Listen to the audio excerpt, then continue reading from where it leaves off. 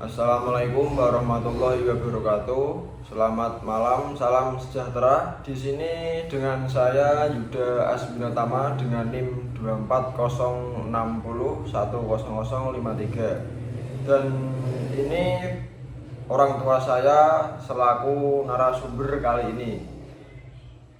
Berikut saya akan memberikan beberapa pertanyaan terkait pantangan mengasuh anak di era digital. Saya sebagai host dan beliau sebagai narasumber malam ini. Langsung saja ke bagian pertanyaannya.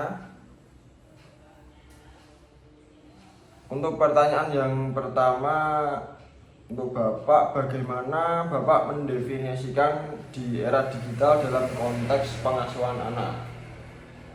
Era digital itu ada kaitannya dengan HP dan internet, yang mana setiap hari hampir anak zaman sekarang menggunakan. Jadi itu digunakan bisa untuk belajar, bermain, ataupun mengakses baik itu media sosial ataupun permainan-permainan yang modern. Berarti handphone ini memiliki sisi positif dan negatif ya Pak? Betul, ada sisi positifnya, pasti ada sisi negatifnya.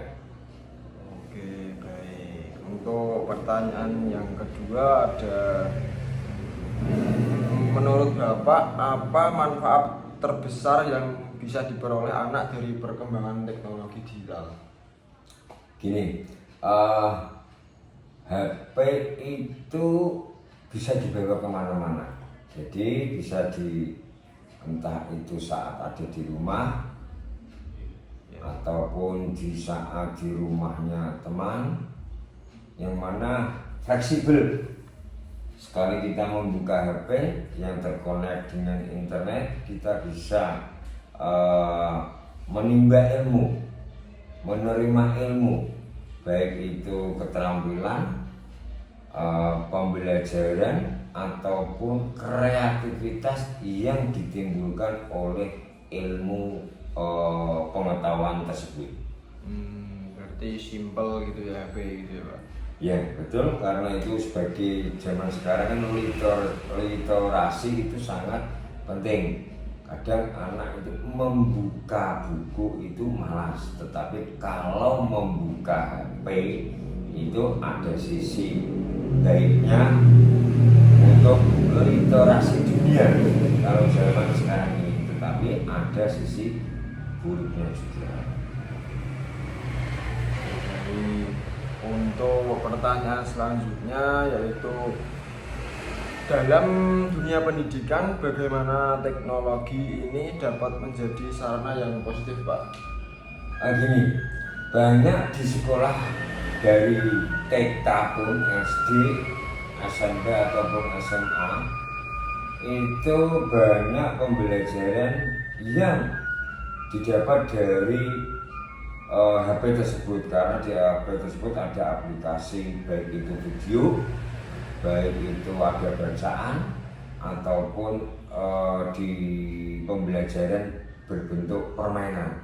Jadi anak dengan sendirinya akan kreativitasnya tumbuh, cuma harus kita dampingi. Kalau kita tidak didampingi, kadang anak belum tahu atau tidak tahu mana yang baik ataupun yang kurang baik. Jadi waktunya itu, kalau ada anak menggunakan HP lebih suka daripada menggunakan buku. Nah ini untuk yang selanjutnya ini, sebagai orang tua nih Pak, apa tantangan terbesar Bapak yang Bapak hadapi sebagai orang tua di era digital ini? Ini itu tadi, dari pertama tadi saya sudah bilang ada sisi negatifnya. Nah ini salah satu sisi negatifnya anak diberi HP, apalagi itu HP-nya sendiri bukan HP-nya orang tua, kita harus mawas diri. Istilahnya kita harus memberikan durasi jam, durasi waktu. Mungkin setelah pulang sekolah untuk mengerjakan PR ataupun belajar membutuhkan 1 jam, itu pun perlu pendampingan. Dikhawatirkan diberi HP digunakan untuk kegiatan yang lain seperti permainan apa ini yang sekarang ini yang lagi ML atau apapun itu, ataupun medsos yang ada TikTok, ada yang lain, itu harus kita dampingi. Jadi jangan diberi keleluasaan waktu yang banyak, itu segi dari waktu, tetapi segi dari yang lain, kalau kebanyakan menggunakan HP bisa maaf fisiknya, entah itu mata atau kecanduan lah. Kalau tidak pegang HP tidak nyaman atau bagaimana, itu akan memperburuk fisiknya mereka. Berarti harus selalu diawasi dan didampingi. Ya, harus didampingi, sering komunikasi ya. Betul. Nah, untuk pesan-pesan Bapak sebagai selaku orang tua dalam mendampingi anak di dunia digital ini bagaimana, Pak? Ini setiap anak, contoh anak mau membuka HP, mungkin dirasa dia itu tidak ada pekerjaan rumah atau PR atau pembelajaran, mungkin dia mau bermain, dan nanti mungkin permainan apa. Kita kasih tahu bahwa permainan itu hanya konten itu ada yang baik, ada yang jelek. Nah, kita batasi itu tadi.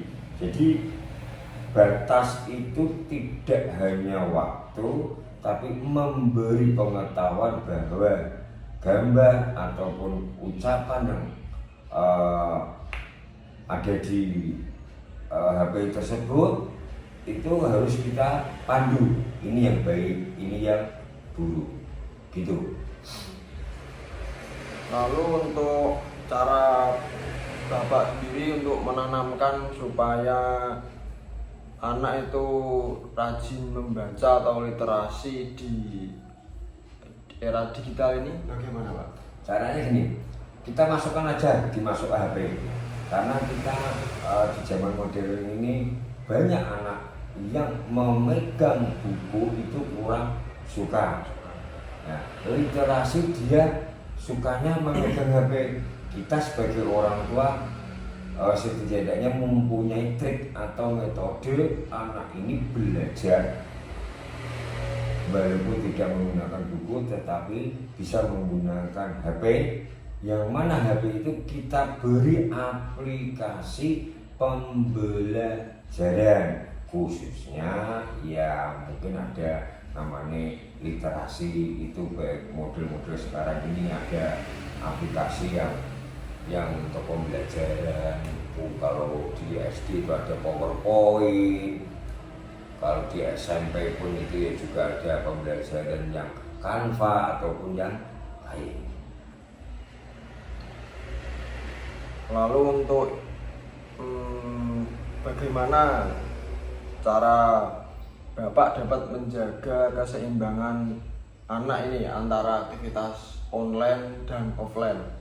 Nah, gini, di saat anak itu belajar di sekolah dari pagi sampai siang, pulang saat makan, setelah makan itu kita biasakan untuk belajar yang lewat offline, yaitu mungkin membaca buku, melihat buku-buku pembelajaran yang tadi pagi digunakan.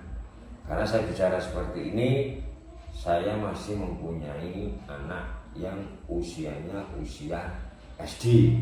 Jadi SD masih banyak menggunakan buku, itulah pembelajaran yang offline. Tetapi kalau pembelajaran online-nya itu saya beri kesempatan pada waktu malam hari membuka materi pelajaran yang besok untuk diajarkan. Kita buka dulu wawasannya, istilahnya itu referensi ya, referensi, lihat-lihat di HP. Biasanya di HP itu ada aplikasi pembelajaran. Jadi kalau siang berusaha di offline itu membentuk literasi dengan cara menulis, tetapi kalau malam kita bisa sambut dengan offline ataupun online juga. Karena kalau malam bisa kita dampingi sebagai orang tua yang pulang kerja, tapi kalau siang menggunakan tanggung jawab anak pada saat di rumah orang tua yang saat itu bekerja. Baik, mungkin itu saja pertanyaan dari saya. Lalu untuk yang terakhir, mungkin pesan Bapak bagi para orang tua yang sedang mengasuh anak di era digital ini, mungkin singkat saja. Ini komunikasi, Mas. Yang terpenting itu adalah komunikasi. Jadi anak itu belum bisa membedakan yang baik yang buruk. Oleh karena itu orang tua perlu berkomunikasi tiap kali anak membuka gadget atau HP yang dimana di HP itu kan mungkin ada iklan, ada virus atau ada konten yang kurang betul. Makanya komunikasi pendampingan itulah.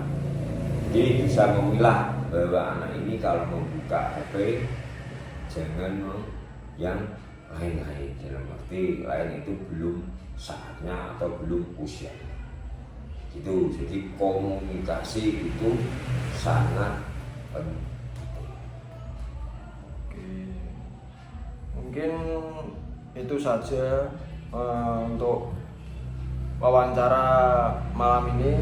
Terima kasih Bapak atas wawancara yang sangat bermanfaat. Semoga berbincang ini dapat membantu para orang tua menghadapi peluang dan tantangan dalam mengasuh anak di era digital ini.